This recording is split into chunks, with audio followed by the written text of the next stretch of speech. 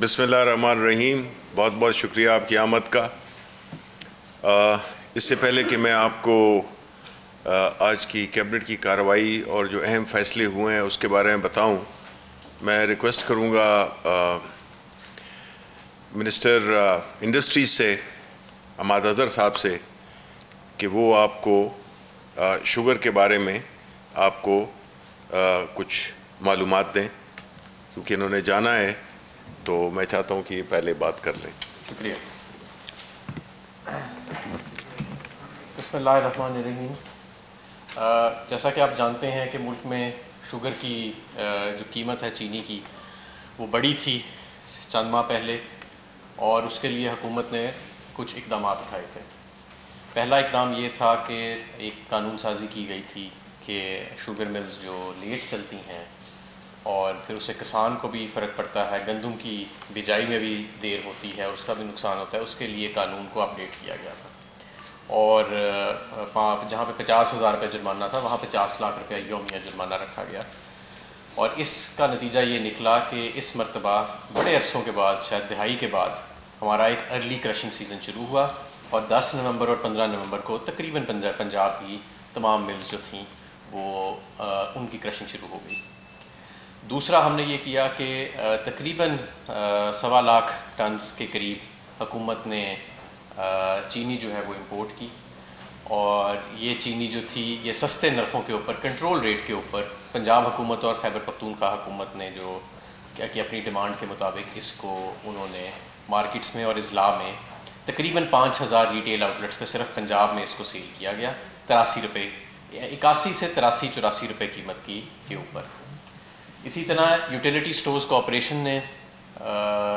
ये इंपोर्टेड चीनी इस वक्त तकरीबन 4,000 यूटिलिटी स्टोर्स कॉरपोरेशन के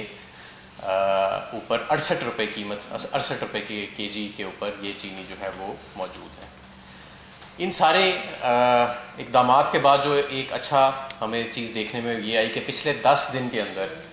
चीनी की जो एक्स मिल और वेयर हाउस रेट है, यानी कि जो मिल का रेट होता है जिसके बाद वेयर हाउस में जाता है और आगे रिटेल में फिर फाइनली जाता है, पिछले 10 दिन के अंदर उसमें 10 से 12 रुपये किलो की कमी आई है। और हम समझते हैं कि इसका चंद दिन का लैग होता है रिटेल के ऊपर, 5-6 रुपये किलो रिटेल के ऊपर भी फ़र्क आ गया और अगले 3-4 दिनों के अंदर मैं समझता हूँ कि मज़ीद भी फ़र्क आ जाएगा। ये जो 10 से 12 रुपये किलो 10 दिनों के अंदर फ़र्क आया है, कीमत में शुगर की कमी आई है एक्स मिल रेट के अंदर, मैं समझता हूँ कि ये मज़ीद कमी भी आएगी, क्योंकि इम्पोर्टेड चीनी भी इस वक्त सस्ते नरखों पे मौजूद है। और इसके अलावा हमारा जो अर्ली क्रशिंग सीज़न शुरू हुआ है, तो मिल्स भी तकरीबन फुल कैपेसिटी के करीब, अब साउथ पंजाब की मिल्स जो हैं वो फुल कैपेसिटी के करीब वो आती जा रही हैं। इससे किसान को भी के लिए भी बेहतरी आई है कि किसान का गन्ना वक्ती तौर पे बर वक्त बल्कि उसकी सेल शुरू हो गई है, गंदम की बिजाई वक्त पे शुरू हो जाएगी। और इस वक्त जो हमारी सूबाई हुकूमतें हैं वो इंश्योर कर रही हैं कि पूरी कीमत भी फार्मर को जो है वो गन्ने की मिले। इसी तरह ये एक बहुत बड़ा सेक्टर है जिसको रिफ़ॉर्म की ज़रूरत है। एक शुगर रिफ़ॉर्म कमेटी भी इस वक्त वजूद में है और हम देख रहे हैं इस सारे अमल को कि हमेशा मुस्तकबिल के लिए भी लॉन्ग टर्म जो है कि मुल्क में चीनी की जो कीमत है वो भी बेहतर रहे और जो एक हेल्दी कम्पिटिटिव इन्वायरमेंट रहे। जो शक व शुबहात वाजिद ज़िया साहब की रिपोर्ट में और कंपटीशन कमीशन ऑफ पाकिस्तान की रिपोर्ट में शुगर मिल्स के ऊपर उठाए गए हैं, हम उनको अब एड्रेस करना चाहते हैं। और मैं इस सिलसिले के अंदर शुगर मिल एसोसिएशन से भी राब्ते में हूँ, इस सेक्टर को जो रिफ़ॉर्म करना है, और हम किसान से भी राब्ते में हैं कि उनको भी हम समझते हैं कि एक बेहतर से बेहतर कीमत भी मिलनी चाहिए और उनकी पैदावार भी बढ़नी चाहिए। ये खुलासा है हमारा शुगर सेक्टर का। फ़िलहाल जो ख़बर यही है कि एक्स मिल रेट और होल सेल रेट में 10 दिनों के अंदर 10 से 12 रुपये किलो की कमी आई है पूरे मुल्क में, और ये अब रिटेल स्टेज पे भी आपको नज़र आना शुरू हो गई है। और मज़ीद इंशाल्लाह ताला आने वाले दिनों में मज़ीद कमी की भी जो एक्सपर्ट्स हैं, मार्केट के जो डीलर्स हैं, वो प्रिडिक्ट कर रहे हैं कि मज़ीद कमी भी नीचे जाएगी। इसी तरह हम अगले चंद हफ्तों के अंदर जो इम्पोर्टेड शुगर है इसकी भी सप्लाई हम पंजाब और KPK के अजला में जारी रखेंगे। और हमने इंतज़ाम कर लिया है अगले 1-2 माह के लिए कि ये जो इम्पोर्टेड शुगर है यूटिलिटी स्टोर्स के भी तमाम स्टोर्स के ऊपर उनका कि मुकम्मल जो है वो स्टॉक्स रखे जाएंगे और इसको जो 68 रुपये kg के ऊपर हम तकसीम कर रहे हैं, ये सिलसिला भी इंशाल्लाह ताला जारी साजी रहेगा। बहुत शुक्रिया। जी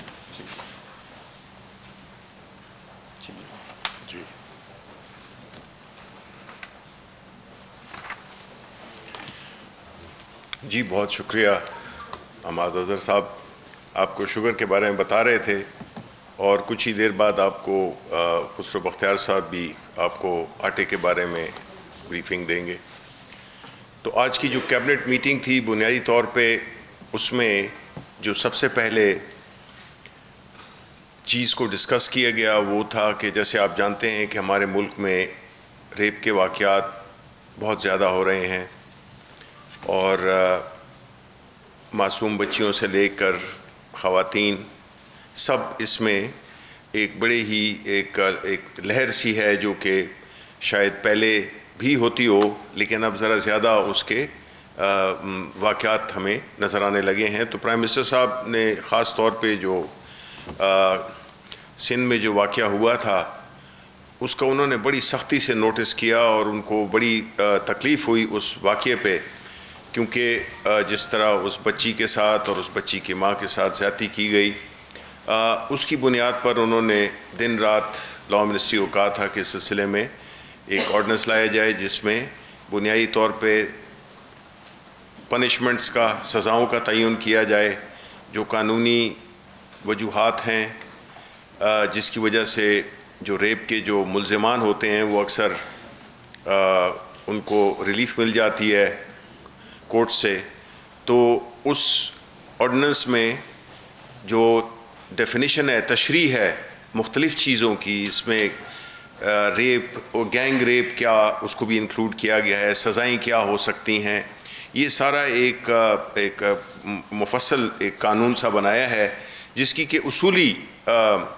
अप्रूवल दी कैबिनेट में और इंस्ट्रक्शन दी लॉ मिनिस्टर साहब और कुछ और जो रिलेटेड डिपार्टमेंट्स हैं या मिनिस्ट्रीज़ हैं कि वो मिलकर इस कानून को जल्द अज जल्द फाइनलिटी तक पहुंचाएं और इसमें कोई ऐसा न छोड़ा जाए, कोई ऐसा सुकम न छोड़ा जाए जिससे कि मुल्ज़िमान को जो है तो रिलीफ मिले। और चूँकि ये इसमें सज़ाएँ काफ़ी सख्त हैं तो ज़ाहिर है कि इसमें एक कानून इतना स्पेसिफ़िक होना चाहिए, इतना क्लियर होना चाहिए कि उसमें कोई गलती ना हो जाए। तो इसलिए ये एक बड़ा अहम कानून है और हम ये समझते हैं कि इस कानून के आने से काफ़ी फ़र्क पड़ेगा और एक बहुत एक ही अच्छा एक डेटरेंट होगा जिसकी वजह से जो लोग इस जुर्म के मुर्तकिब होते हैं उनको कड़ी से कड़ी सज़ाएँ दी जाएंगी। दूसरी अहम बात जो हुई वो हुई कि आपको मालूम है कि जो बोर्ड ऑफ डायरेक्टर्स हैं उसमें ख़ास तौर पे अगर MNAs या सेनेटर्स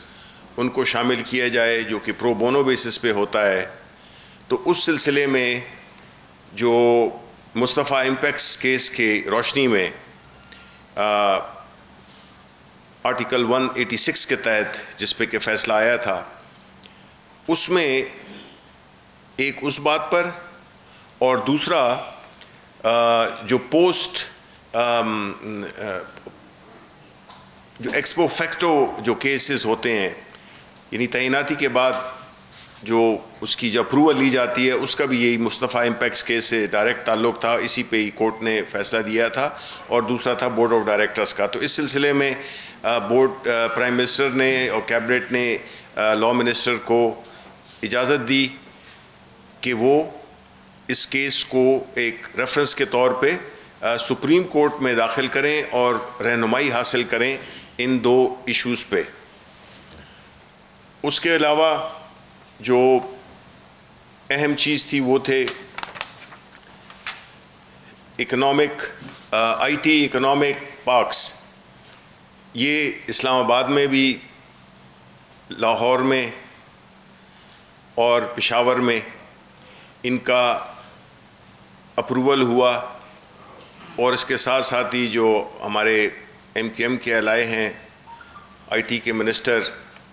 अमीनुल हक साहब ने उनकी दरख्वास्त पर और असद उमर साहब की भी उसमें सपोर्ट शामिल थी, उसमें ये तय हुआ कि ये कराची और क्वेटा में भी खोले जाएं, क्योंकि जो आईटी की जो एक्सपोर्ट्स हैं वो हमने ये देखा है कि लास्ट क्वार्टर में जो पहला क्वार्टर था उसमें तकरीबन 44% इजाफ़ा देखा गया है उनकी एक्सपोर्ट्स में, जो कि एक बहुत ही खुशाइन बात है। और हम ये समझते हैं कि एक एक्सपोर्ट्स का एक बहुत ही अंडर यूटिलाइज्ड एक पोटेंशियल है हमारे मुल्क में, जिसको कि पूरी तरह से हमें एक्सप्लॉइट करना है। उसके अलावा जी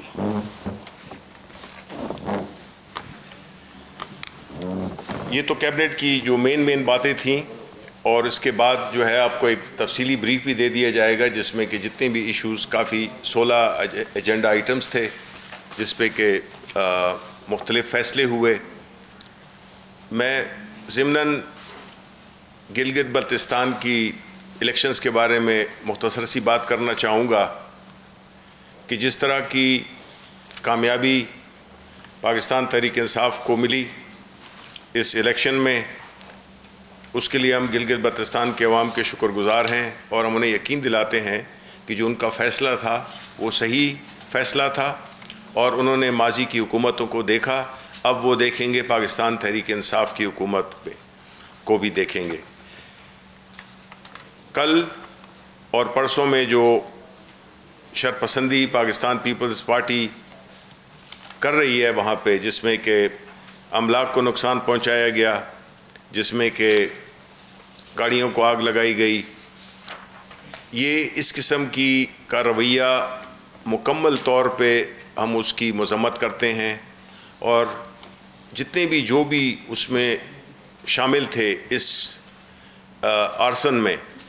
तो उनके ख़िलाफ़ केसेस भी बनाए भी हैं और उन्हें सज़ा दी जाएगी। क्योंकि देखें, ये पॉलिटिकल पार्टीज़ का फ़र्ज़ बनता है कि वो अपने कारकुनों को कंट्रोल में रखें, लेकिन जब खुद ही पार्टी के लीडरान एक ऐसा माहौल पैदा करेंगे, एक टेंशन का माहौल, इसमें उकसाने के लोगों को उकसाने का, तो इससे जो है तो न कोई जमहूरियत की खिदमत होगी और न वहाँ के लोगों की। तो जो रवैया पाकिस्तान पीपल्स पार्टी ने, उन्होंने शुरू में भी धमकियाँ दी थी इलेक्शंस होने से पहले भी, और ये जो ज़िक्र कर रहे हैं धांधली का, तो ज़ाहिर है कि कोई भी, हमने यही देखा है कि जब हार जाएं तो धांधली हुई है और जीत जाएं तो इलेक्शन ठीक हुए हैं। ये हमने रवैया देखा है, मुख्तलिफ जो PDM के सरबराहान हैं उनका हमने यही रवैया देखा है कि वो शिकस्त एक्सेप्ट नहीं कर सकते, उनमें ये जमहूरी सोच है ही नहीं। इलेक्शन में कोई हारता है कोई जीतता है, बिल्कुल ट्रांसपेरेंट और फेयर इलेक्शन हुए हैं। किसी को अगर कोई एतराज़ है वो सबूतों के साथ इलेक्शन कमीशन उधर जो इलेक्शन कमीशन है उनके पास जाएं और एक तरीक़ाकार इख्तियार करें, जिस तरह के पाकिस्तान तहरीक इंसाफ ने अपने वक्त में किया था कि हर वो लीगल फोरम जो कि इस मकसद के लिए बना हुआ है उससे वो हेल्प लें, और अगर उनको हेल्प मिलती जाएगी और जो वो डिफरेंट स्टेजेस हैं उसके को वो फॉलो करें। बाकी जो है तभी मैं रिक्वेस्ट करूँगा खुसरो बख्तियार साहब से, जो कि इकोनॉमिक अफेयर्स के मिनिस्टर हैं, कि आपको वो ये एक गंदम के बारे में एक मुख्तसर सी एक वो बता दें, इंफॉर्मेशन दे दें। जी, थैंक यू जी। बिस्मिल्लाहिर्रहमानिर्रहीम। अभी कैबिनेट के बाद प्राइम मिनिस्टर साहब ने प्राइस मॉनिटरिंग कमेटी की मीटिंग की और मुझे ये बताते हुए कुछ इत्मीनान हो रहा है कि आटे की कीमतें मुल्क में पिछले कई दिनों से, हफ्ते 10 दिन से बदतरीज कम होती जा रही हैं और तकरीबन 200 रुपये फ़ी 40 किलोग्राम जो 2400 रुपये पे मिल रहा था, अब वो 2200 पे मिल रहा है। मैं आपके तवासुत से, क्योंकि आटा एक बुनियादी ज़रूरत है और सबसे अहम अजनास है गंदम इस मुल्क की, और हमारी हर घर की चूल्हे और हर घर की ज़रूरत है, तो पाकिस्तान के अंदर इस साल 2,76,00,000 मेट्रिक टन गंदम की ज़रूरत थी, जबकि पैदावार और पिछले साल का जो स्टॉक था वो 2,58,00,000 का था। तो जब ये और उससे पिछले साल भी आपने देखा होगा कि बदकिस्मती से मौसमी हालात की वजह से गंदम की पैदावार और गंदम की ज़रूरत में जो गैप था, फ़र्क था, उसको हुकूमत ने, वफाकी और सूबाई फूड डिपार्टमेंट्स ने तकरीबन 31 लाख टन गंदम रिलीज़ करके पूरा किया। और मैं ये भी आपकी खिदमत नोट करता चाहूँ कि पिछले साल वफाकी हुकूमत का इदारे पास्को ने सिंध हुकूमत को 5 लाख मेट्रिक टन दिया ताकि कराची और सिंध की आवाम के लिए आटे की कीमत, उनकी ज़रूरतें, जो उनकी कुव्वत ख़रीद है, उसके ऊपर रहे। आज भी जो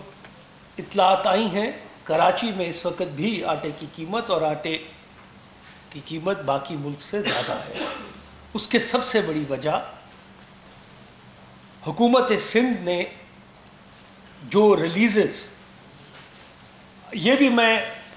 आपकी खिदमत अर्ज़ कर दूं कि पंजाब हुकूमत ने अपने ज़खायर से और पास्को ने, पंजाब हुकूमत ने 7 जुलाई से जो गंदम के हुकूमती ज़खायर होते हैं, 7 जुलाई से उनसे रिलीज़ेस मार्केट में दी, फ्लोर मिल्स को दी ताकि कीमतें नीचे आएँ। जबकि सिंध हुकूमत ने 19 अक्टूबर को शुरू किया और नवंबर के अंदर जो उनको कहा गया, जो उनसे इत्तफाक हुआ कि आप 10,000 मेट्रिक टन रिलीज़ करेंगे, तो नवंबर का अब 24 तारीख है, अब तक उनका यौमिया एवरेज 6,000 है। अगर वो 4,000 और इजाफी कर रहे होते तो आज मुल्क के अंदर, क्योंकि एक सूबे की रिलीज़ का दूसरे सूबों की रिलीज़ पे और ओवरऑल गंदम की जो मार्केट के अंदर अवेलेबल होती है या फ्लोर मिल्स को होती है, उसका असर पड़ता है। इलावाजी कराची के अंदर तकरीबन इस वक्त जो इन्होंने एलोकेट किया वो तकरीबन 1,36,000 मेट्रिक टन था इसी माह के अंदर, और सिर्फ 27,000 मेट्रिक टन अभी तक ट्रांसपोर्ट हो सका है जो फ्लोर मिल्स तक पहुंचा है। तो आज भी वज़ीर आज़म साहब ने भी अपनी यही हदायत की कि मेहरबानी आके सिंध हुकूमत कोऑर्डिनेशन करके फिलफौर एक तो अपनी जो 10,000 की रिलीज़ की सीलिंग है वो बढ़ाए, और जो ट्रांसपोर्टेशन के अंदर ये एक बॉटल नेक आया हुआ है उसको दूर किया जाए। मुझे आज की तरह याद है कि 2020 5 जनवरी थी जब इस मुल्क के अंदर एक 4-5 दिन के लिए एक आटे का सारा सप्लाई चेन टूटी थी। उस वक़्त भी एक मैं यहाँ आपकी खिदमत हाजिर हुआ था और हमने इमरजेंसी इकदाम उठा के ट्रांसपोर्टेशन को ठीक करके इसको स्ट्रीमलाइन कर दिया था। अब जो मुल्क में 2.22 लाख टन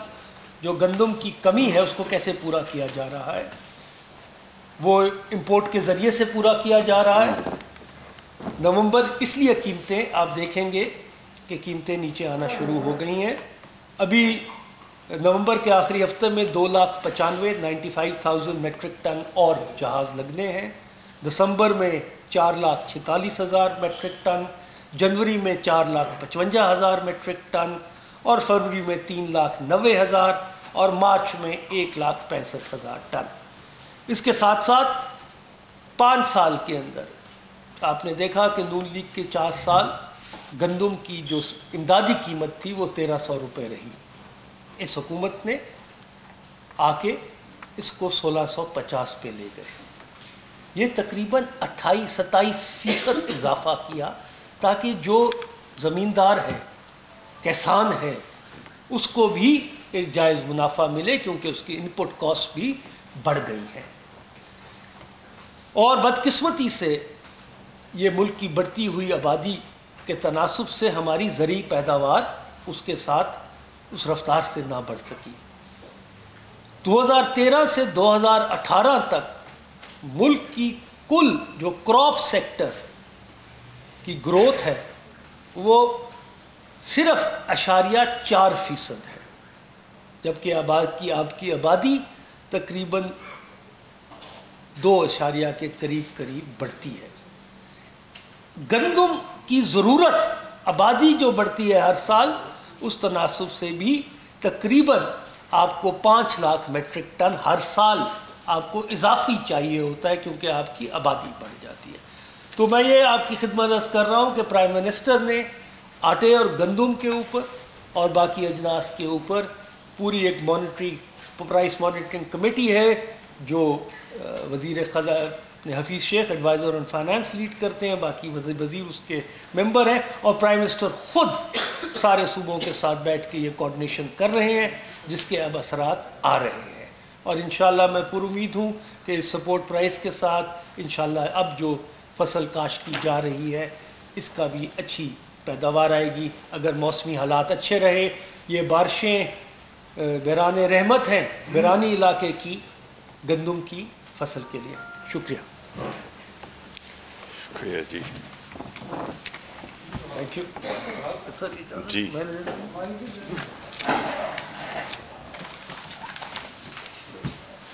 अच्छा, इसमें मैं देता हूँ। सर, एक तो ये बताइएगा कि पाकिस्तान मुस्लिम लीग नून की जानिब से हुकूमत पर तनकीद की जा रही है कि वालदा की वफात के बावजूद शहबाज शरीफ और हमजा शहबाज की तन्हाई नहीं अमल में आएगी, और इस हवाले से इल्ज़ाम आयद किया गया है कि वज़ीर आज़म के हुक्म पर ऐसा किया गया है। और दूसरा ये कि मुल्क में कोरोना तेज़ी से फैल रहा है, आप उन्हें स्कूल तो बंद कर दिए हैं, लेकिन हम देख रहे हैं कि वफाकी दारुल हुकूमत में भी हॉस्पिटल्स में जो है इस वक्त मरीजों को ना बेड मैसर है ना वेंटिलेटर मैसर है। हमारे 2-3 जर्नलिस्ट जो कि कोविड का शिकार हुए, उनके लिए हमारा ये लेटेस्ट एक्सपीरियंस हुआ है कि किसी हॉस्पिटल में कोई ना बेड है और ना वेंटिलेटर है। तो सर, वो NDMA के पास जो वेंटिलेटर आए थे और जो उनका हॉस्पिटल बनाया गया था, उसका क्या स्टेटस है? और किसी दिन चेयरमैन NDMA के हमरा भी यहाँ एक ब्रीफिंग का एहतमाम कर दें ताकि सारी सूरतें हाल जो है वो वाज़ेह हो सके। देखें, पहली बात जो आपने बात की कि नवाज़ शरीफ साहब की वालदा माजिदा उनका इंतकाल हुआ, प्राइम मिनिस्टर साहब से लेकर हमारे बाकी जितने भी बशमूल मेरे काबीना के वज़रा ने ताज़ियती पैगाम भेजे। जहाँ तक कि शहबाज शरीफ को पेरोल पे रिहा करने की बात है तो मैं कंफर्म तो नहीं कर सकता, लेकिन जो ख़बरें आ रही थी कि उनको 5 दिन के लिए पेरोल पे रिहा किया जा रहा है, इसकी तस्दीक थोड़ी देर में हो जाएगी। इसके अलावा हम तो ये चाहते हैं कि देखें, हमारी हुकूमत ने तो कब ये इस मामले में जो हमारा नुक्ता नज़र है बड़ा वाज़ेह है कि हमने ना नवाज़ शरीफ को रोका है, ना इसहाक डार को रोका है, ना हसन को रोका है, ना हुसैन को रोका है कि वो आएँ और अपनी इस तदफीन में शिरकत करें। हमारी तरफ से कोई कदगन नहीं होगी। दूसरी बात, जहाँ तक कि आपने ज़िक्र किया कि जो कोविड का फैलाव है, वो ज़ाहिर है जब हम बात कर रहे थे तो इसको ये समझा जा रहा था कि शायद ये सियासी हिकमत अमली है, लेकिन बदकिस्मती से हम उस वक्त भी कह रहे थे और हम अभी भी यही कहते हैं कि जो इसकी जो दूसरी लहर है वो काफ़ी ख़तरनाक भी है। और जिस तरह आप बता रहे हैं कि हम नहीं चाहते, और ये बात अपोजिशन को भी बड़े गौर से सुननी चाहिए कि ये जो भी हो रहा है, जिसका ज़िक्र अभी हमारे एक साथी ने किया कि इस्लामाबाद में कुछ हॉस्पिटल्स में जगह नहीं मिल रही, जहाँ तक कि वो एक स्पेशल हॉस्पिटल बना था, मैं उसकी मालूमात करूँगा कि उसकी क्या प्रोग्रेस है, कि उसमें आया मरीज़ आ रहे हैं। जहाँ तक कि मेरा ख़्याल है कि उसमें आ रहे हैं, और ये भी आपकी जो तजवीज़ है ये बिल्कुल आज प्राइम मिनिस्टर साहब भी कुछ ही देर बाद इस सिलसिले में एक मीडिया ब्रीफिंग कर रहे हैं। तो इसको हमें बड़ा संजीदगी से लेना है, और जितनी भी हमारी एक पहले लहर में जो हम एक हिकमत अमली के तहत, अल्लाह ताला की मेहरबानी के तहत हम उससे निकल गए थे, लेकिन जो ये लहर है वो उसमें हमें बहुत ही ज़्यादा संजीदा होना पड़ेगा। ये इन हालात में जलसे करना, इन हालात में जुलूस करना, ये मेरा ख़्याल है कि एक अवाम के साथ बहुत ही ज़्यादा संजीदा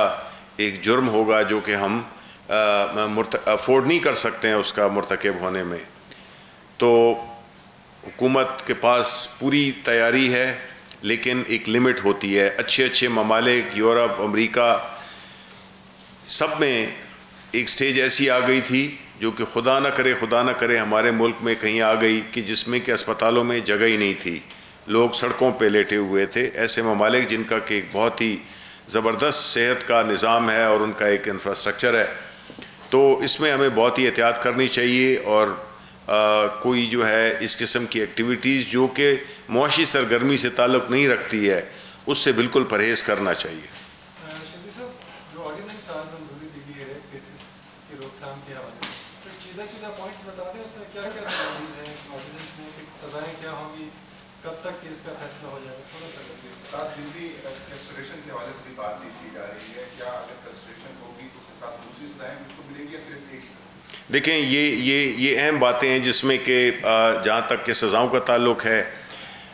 इसमें जो कि अभी आपने ज़िक्र किया इसमें ये शामिल है। तो इस ऑर्डिनेंस को अभी पूरी तरह से इसकी हमने उसूली, जो कैबिनेट ने उसने उसूली एक अप्रूवल दिया, तो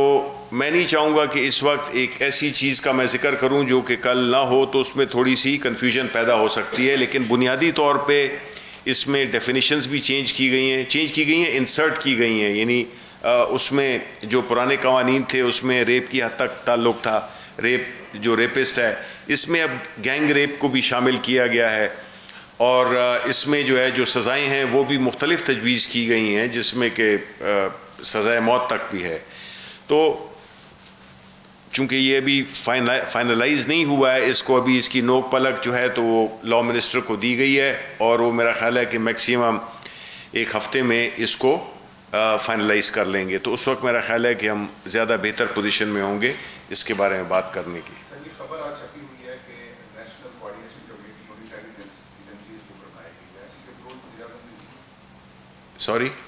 NIC, जी नेशनल इंटेलिजेंस कोऑर्डिनेशन कमेटी, उसकी अप्रूवल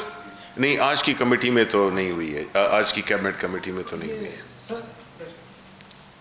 दो तीन सवाल हैं सर। एक तो भारत में आपने देखा होगा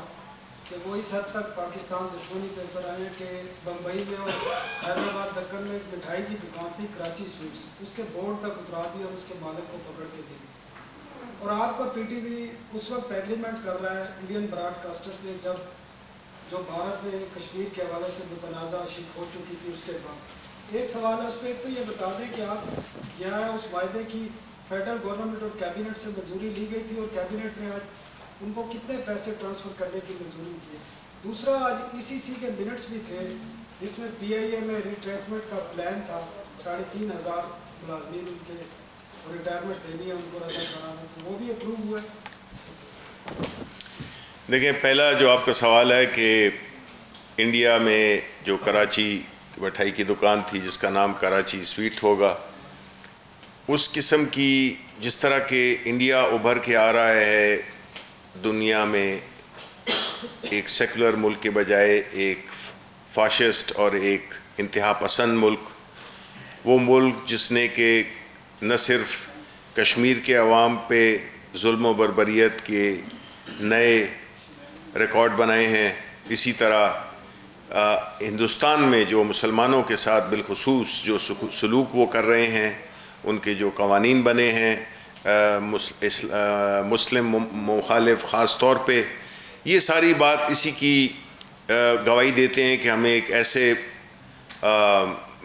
दुश्मन का पाला है जिसमें कि न कोई इंसानियत है, न कोई उसमें कोई आलमी अक़दार की पासदारी है, और न ही वो जो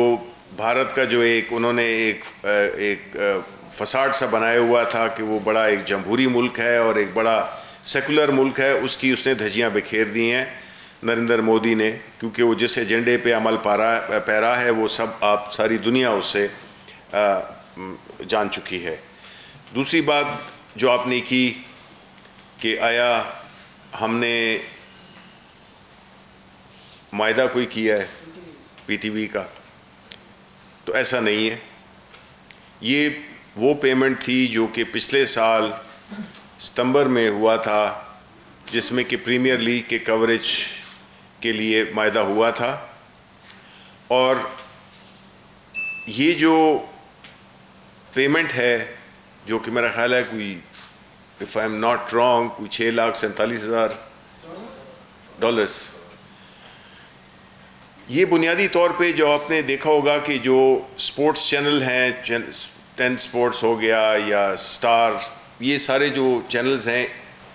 ये इनकी ओनरशिप इंडियंस की है, ठीक है। अब अगर हमने स्पोर्ट्स दिखाना है तो जो उस वक्त जो फैसला किया गया था और जिसका फिर एनओसी कॉमर्स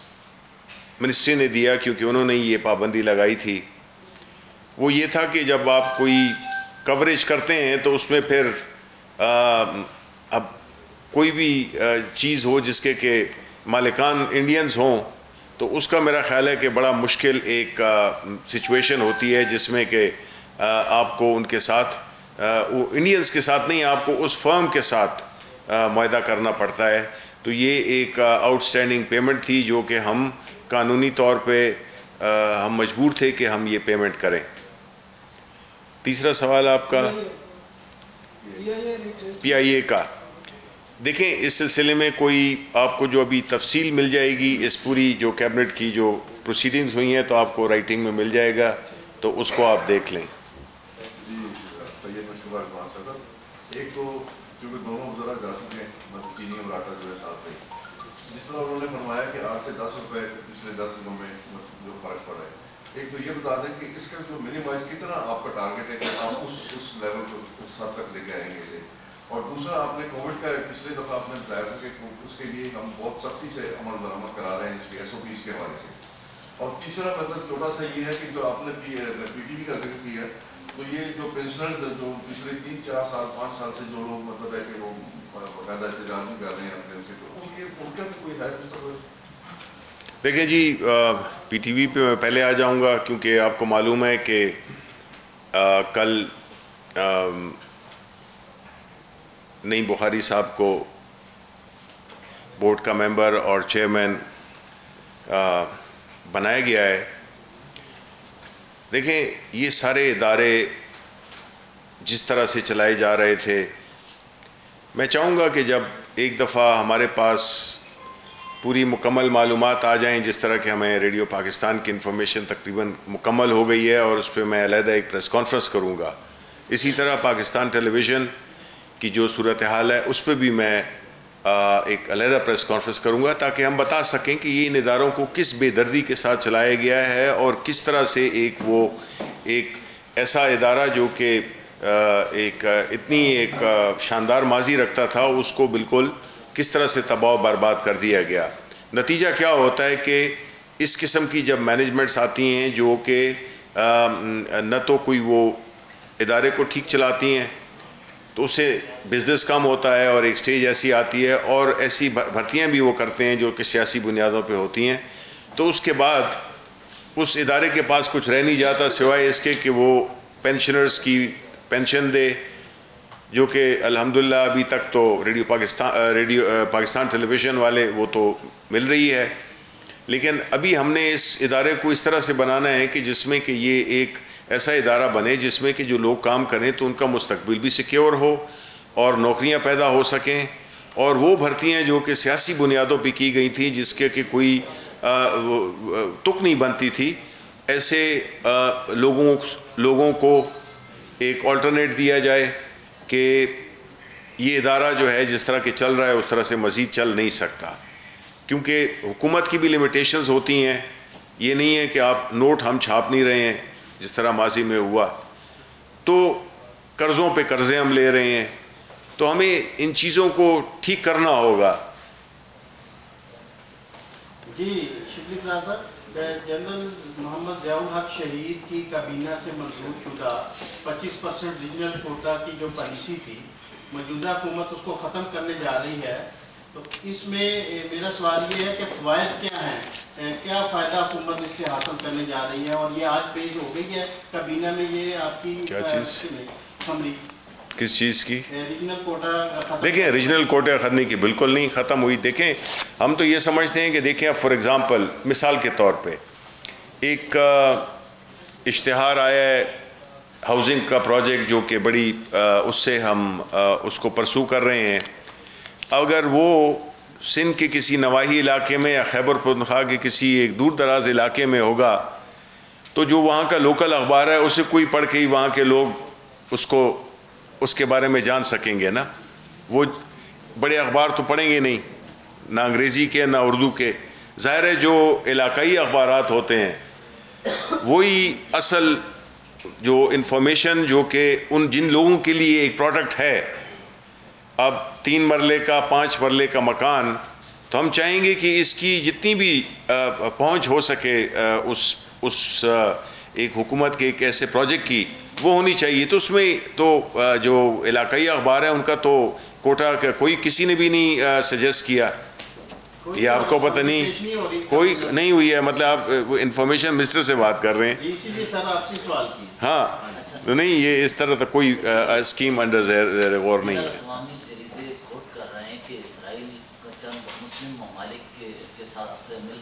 पाकिस्तान को प्रेशराइज कर रहा है कि इसराइल के 2 रियासती हल को पाकिस्तान एक्सेप्ट कर ले। क्या इस तरह का कोई प्रेशर है कि पीटीआई के दौरे हुकूमत में ही इसराइल को और फ़लस्तीन के मामले को 2 रियासती हल के तौर पर एक्सेप्ट कर लिया जाए? देखें, हमारे तो 2 इश्यूज़ हैं। एक हमारा कश्मीर का इशू है जो कि हम चाहते हैं कि वहाँ के लोगों को यूनाइटेड नेशन की करारदादों के मुताबिक हल किया जाना चाहिए। दूसरा जो फ़लस्तीन का इशू है वो ज़ाहिर है कि प्राइम मिनिस्टर साहब की और हमारे बानी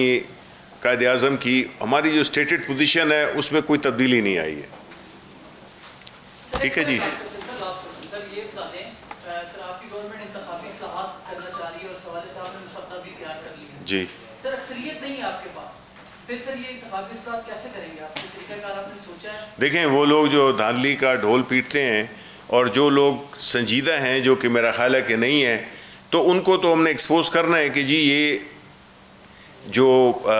इस्लाहात हैं ये तो साफ़ और शफाफ इलेक्शन कराने की पाकिस्तान तहरीक इंसाफ की हुकूमत की एक मज़ीद एक कोशिश है। तो इसको अगर अपोज़ करेंगे तो इसका मतलब है कि वो चाहते ही नहीं है, सिर्फ वो चाहते हैं वो वाला इलेक्शन जिसमें कि वो लोग जीतें। तो इंशाल्लाह ये हो जाएगा।